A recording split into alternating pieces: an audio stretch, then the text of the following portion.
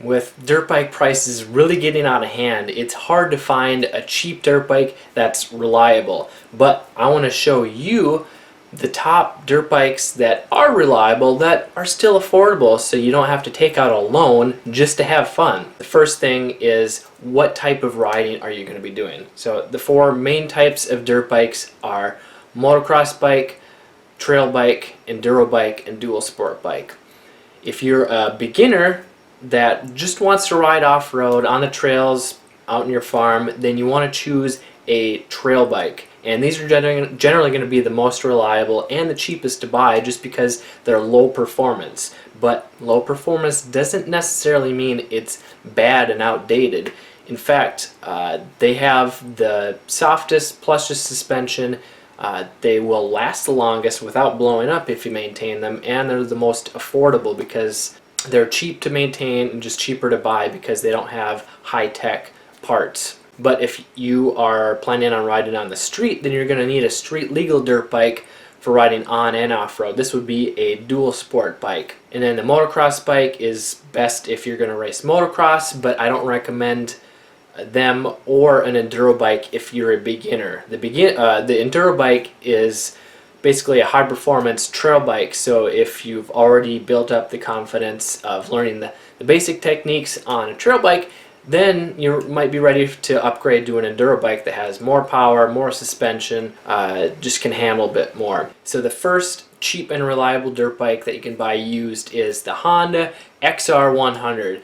Also the CRF 100 is just the newer name for it. Honda isn't making them anymore, but it's basically a mid-size air-cooled 100cc dirt bike with a clutch. It's just super easy to ride. It has a nice low seat height if you're in the 4'8" to 5'4" inch height range. It's kickstart, but it's easy to ride. It's easy to start, so you don't really need electric start unless you have a really bad leg. They're usually in the $800 to $1,500 range, depending on the condition and your local market. The next cheap used dirt bike is a Honda XR200. They aren't being sold either. The last time they're sold was in 2002 in the United States, and it has a little bit taller seat height depending on which year you buy. The 86 to 91 have a little bit more suspension and taller seat height than the 92 to 2002 models. They're all kickstart, but with proper kickstarting technique, it's pretty easy to start, especially if the jetting is right. But this is like one of the all-time best beginner bikes for adults because it's super easy to ride, learn the clutch on. Just the engine is buttery smooth. It's super predictable power. The suspension is nice and plush, and the seat height is low with a super comfy seat. So if you don't mind kickstart only and buying a used dirt bike, the XR200 is great. The problem is they're getting hard to find, especially in good condition. And then moving up to a full-size dirt bike that still has a lower seat height is the Yamaha TTR 230. They've been made since 2005, and they're still being made. They haven't really changed at all, so it doesn't really matter which year you buy.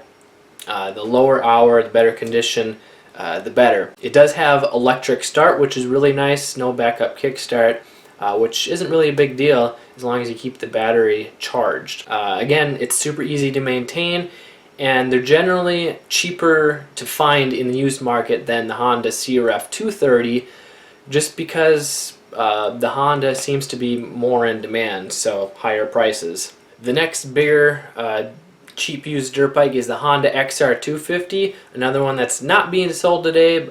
Stopped in 2004, but it's just another really good full-size dirt bike that's a little bit bigger and taller than the XR200, so it can handle a little bit more weight. It's better if you're a little bit taller. It does have kickstart, and it just makes really good power, really smooth from idle all the way up to about 8,000 RPM. It's just super easy to ride and control. and the suspension is nice and plush. The TTR 230 and the XR 250 are a little bit heavier compared to like a modern 250 enduro bike, but you really don't notice the extra weight unless you fall over and have to pick the bike up. And even then, there are some techniques that you can do to pick it up a little bit easier if you're not super strong. And then if you're looking for a cheap used motocross bike, so if you've already learned the basic techniques and are ready to race motocross, then if you have short legs, then you can look for a KX100. That's a Kawasaki 100cc two-stroke. It's basically a big wheel KX85 that has a slightly bigger engine, and it just has a little bit more bottom end power, so it's a little bit easier to ride. A lot of females use these for motocross or trail riding. There's some things that you can do to tune it for a little bit more bottom end to mid-range power to make it even easier to ride.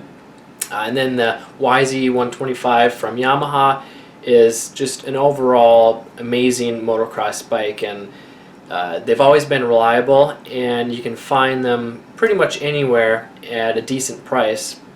The newer ones, 2006 and newer, they're generally a lot more expensive, so an older one, so like late 90s, early 2000s, they're usually cheaper, and they're really reliable if you just take care of them. But if you haven't learned the basic techniques and are struggling with your confidence riding off-road, I want to give you a free gift. It is my basic techniques guide that goes through the proper body position and just how to use your body while riding off-road so that you have more control, so that you stay safe. The link is in the description below. This is Kelly Fager from Motocross Hideout. Learn more, ride more, so that you can stay safe and have fun for many years to come.